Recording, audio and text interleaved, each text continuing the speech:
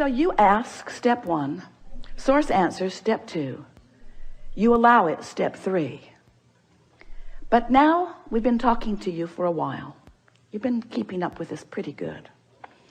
And we're saying to you that if you don't try so hard, if you just accept that you are naturally good feeling beings, and when you wake up in the morning, before you start thinking about the things that you've got to do that you don't want to do, before you start remembering the injustices of yesterday or 10 years ago, before you remember that you're going to that place today to work that you really don't want to be, before your kids get up, before any of those things happen that challenge your sense of well-being, if you can get hold of that sense of well-being and just sustain it for a little bit with really general thoughts, because if you get specific, it usually doesn't work as well.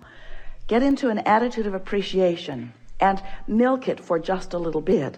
Law of attraction will help you out, because law of attraction says that that which is likened to itself is drawn, and law of attraction will give you, it's not really giving it to you, it's just the way it is. It's like gravity doesn't give you attachment to the planet. It just is. So law of attraction provides for you this consistent life experience.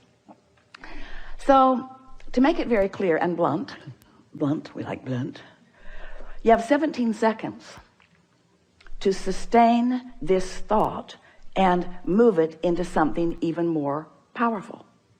17 seconds and another thought like it joins it. And there is power, manifestational power, in that crossing that 17-second mark that most people don't know about, or when they wake up, they would make very sure that they stay there for 17 seconds. So if you find a good feeling thought, or better said, if you wake up and don't introduce a not good feeling thought, because when you wake up, there's no thought. During that time of slumber, you have stopped the momentum of all thought.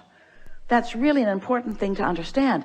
You don't know that mostly because you wake up and you start thinking so fast that you pick up your momentum right where you were and start it all over again. But when you slumber, momentum of thought stops. Law of attraction is suspended for you. Your point of attraction is no longer attracting. So when you wake up, you have a really good possibility of getting out of the bed on the right foot. You have a very good possibility of getting the vibration going the way you want it to go. And your best possibility is first thing in the morning. First thing in the morning, before there is any other momentum going. So we've been talking about this for a while. And Esther really listened. So she decided that she was going to wake up on that first morning and she was going to sustain her good feeling that she had awakened with. And she didn't make it until breakfast. Quite annoyed with herself, which didn't help. But the next day, she tried it again and didn't make it much past breakfast. Then she discovered that if she just wouldn't read her email, it would help. So her dominant intent became to sustain this feeling of well-being as long as I can.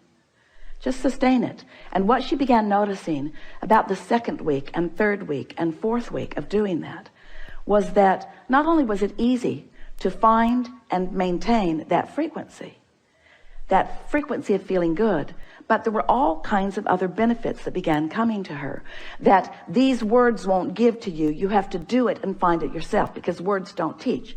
So we're just explaining to you what Esther experienced. She found a new clarity that was not within her before. She found a sort of stable ride. She remembered Jerry's story of shock absorbers. He used to tell a story about he got a new car. He was test driving it. It was a beautiful Cadillac, and it was in San Diego.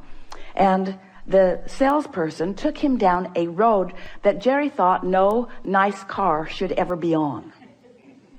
And he was amazed at the ride that that car gave him, even on a very bumpy road, because the suspension system, the shock absorbers were such that even though there were bumps in the road, he did not feel them in that car. And he used that analogy always, and it's the same analogy that we're offering to you here.